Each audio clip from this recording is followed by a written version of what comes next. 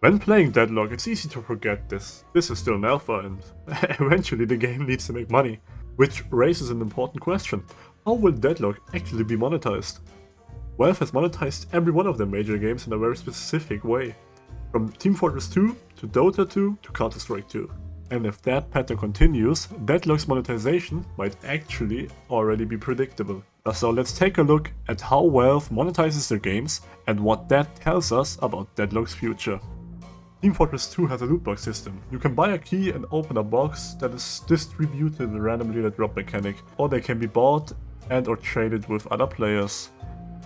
In these boxes there are a variety of things to unbox, customizations in form of weapon skins, cosmetics or hats, and the exceedingly rare unusual type cosmetic like a taunt or a hat.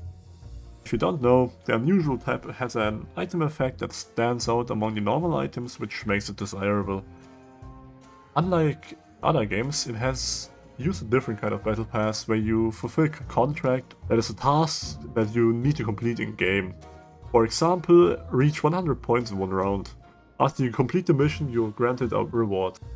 As for the unusual effects, I think it would be fitting if the effects are not that noticeable and broad, because stealth and fog of war is a relatively huge part of Deadlock's game flow, and I would be pretty mad if somebody saw me through a cosmic where I was hiding in. The contract system would also be strange to implement if you get a task like run 2 urns in a single game or achieve 15 kills in one game. You can get influence to basically ignore what you need to do to win. In a more silly game like Team Fortress that wouldn't be a problem, but in a more competitive environment like Deadlock, this could easily cost you a win in the end. Counter-Strike 2. This is probably the most infamous of the Valve games, with recent lawsuits going after Valve.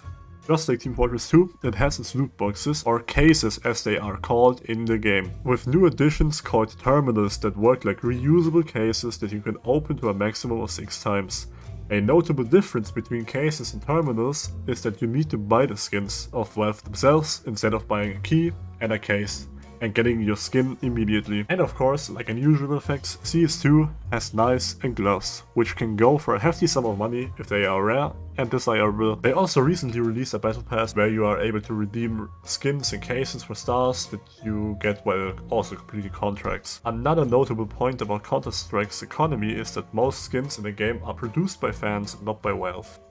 Now let's talk about Dota 2, which might actually be the closest comparison to Deadlock. Dota 2 relies heavily on cosmetic customization. Heroes can wear multiple cosmetic items at once. Helmets, weapons, armor pieces, all mixed and matched. Some heroes' cosmetics even change their ability sound effects in general, or animations. But that only scratches the surface. The game contains almost full customizations for everything. The full map, wave creeps, music hits, and so much more. The game also contains loot boxes, a battle pass, and an in-game WoW store where you can acquire customization options. Shout out to Dota 2 PowerPoints here, by the way. I had no idea about Dota 2 and he made that shit easy to learn. But how do these games connect monetarily? The most obvious point is that Valve relies on monetizing cosmetics that won't include any pay-to-win options in their games. And the second guarantee is that we will have a link to the Steam community market, where players are able to buy and sell items directly between each other, with a fee of course. So, what does this mean for Deadlock? The most likely addition is character skins, and they will become a core part of Deadlock's financial future. Furthermore, Battle Pass is also guaranteed to be part of Deadlock's experience,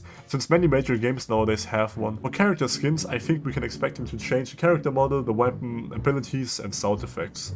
And if they take inspiration from Dota 2, this will be a modular system where you can mix and match certain parts of the skin you like. Interestingly, some community mods already show how this could work. For example, the fancy Lash skin gives the character Lash a stylish redesign, along with custom sound effects that completely change how abilities feel. Another example is a more faithful remodel, like the Holiday remodel, which updates a character to look more polished while staying true to the original design. The big question, in my opinion, will be if Deadlock is going to have loot boxes or not. Like I previously mentioned, Valve is currently under a couple of lawsuits because of their loot box systems in previous games. This could mean that Valve abstains from using loot boxes in Deadlock to guarantee that Valve doesn't have to face any more lawsuits in the future. While working on this video, a reputable leaker has mentioned on Twitter that there are already skins for a couple of heroes and hero-specific sprays. Of course, leaks should always be taken carefully, but they do align with Valve's past design patterns. And again, while being sick, leakers and rumors say that PvE map is being built with skins in mind. which proves that Valve is taking it easy with skins and deciding carefully on how to implement them. So, while nothing is confirmed yet, Valve's history gives us a strong idea what Deadlock's future monetization might look like. But what do you think? What kind of monetization would you want to see in Deadlock? Let me know in the comments. YouTube outro, do your thing, and good luck in your Deadlock matches.